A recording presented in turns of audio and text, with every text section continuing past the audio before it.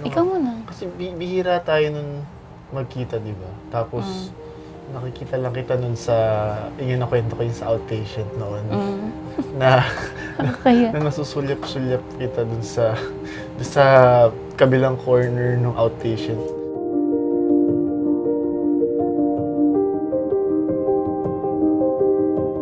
Tapos, ang only impression ko lang sa kanya ay anak siya nung consultant sa anesthesia department. Yun lang. As in, parang na-introduce lang siya na, oh, dahan-dahan kayo, andyan yung anak niya. Yeah. Tapos, iba eh, pag tumitingin ako doon, tapos, uy, si Doc. Hindi ko alam pa. Kasi nag-invite ako. Minessage ko kayo, di ba? I think I even messaged you. You messaged me personally. PM, yeah. Oo. Nag-try lang siyang mag-dinner kaso nagsabi ko, sige, pupunta ako. Tapos nakatulog ako. Tapos yung birthday wish ko nun, nag-pray ako na, Lord, siguro naman ready na po ako. Baka pwede niyo na pong ipakilala. Yun yung specific prayer ko nun. Tapos, nag-blow na ako ng candle. Tapos, tapos na yung birthday ko. Tapos, the following day, bigla, nag-greet siya ng happy birthday.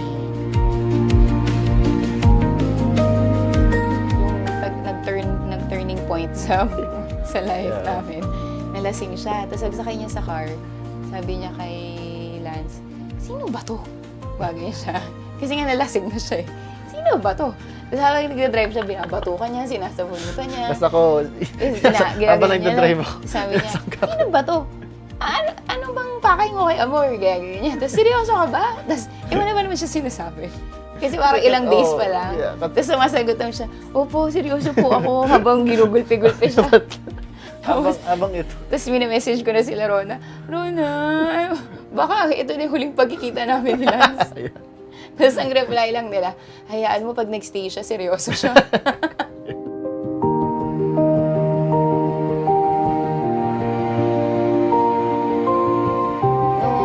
Parang it's a beginning of something wonderful.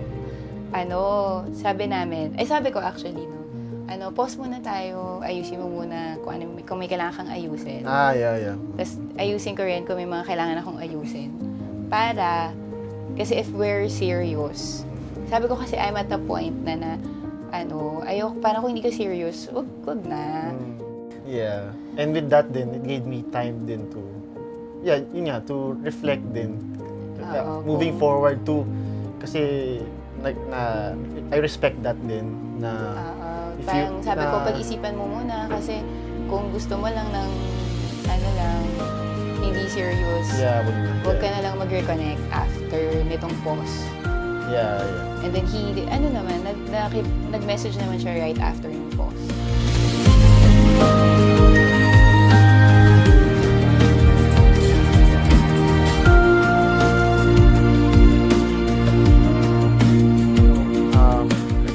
Naisip ko lang, it was the start of a new year. Tapos, to set din the year, parang I wanted to start the year right with you na tayo na. So I wanted to ask you din. Kasi first day of residency ko. Tapos yun nga, umalis ka pa noon. So, I just wanted to start the year right and what more with you and to ask if we can be together na.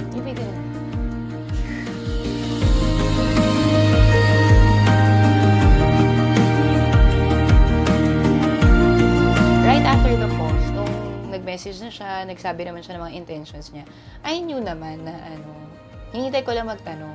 May joke pa nga kami noon eh. Tinatanong ako nila, nagtanong na ba? Sabi ko nila pa nga para kami nasa kaki-drama, parang episode 6 pa lang kami. Wala pa kami sa finale. Hindi pa rin niya ako tinatanong. Kaya nung feeling ko, nagtatanong ka na, ready na ako.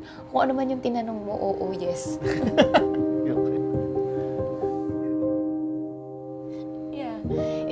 Pero, specifically, kasi lagi ko naman pinagpipray yun. Kasi it all started with my prayer nung birthday ko eh.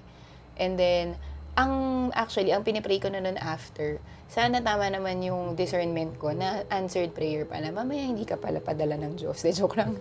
Pero, Yun yung pinag-pray ko noon, na sana tama. Kasi kung binigay ka naman right after the prayer, then ibig sabihin, it will be forever na kung, parang I kept on praying naman about it eh. Tapos, lagi ko naman tinatanong kung siya po talaga, medyo baka hindi ko po magets yung sign, so maging clear po kayo na siya na talaga. So far naman.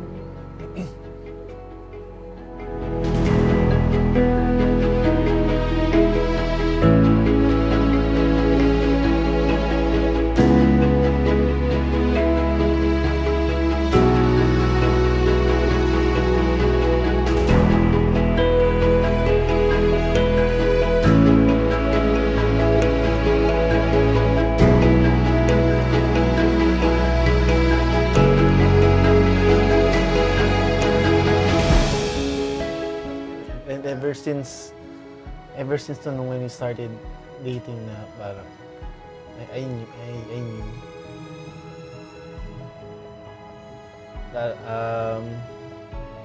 Nung nagtagal din na we were hanging out na parang every time nakasama ko siya, I knew.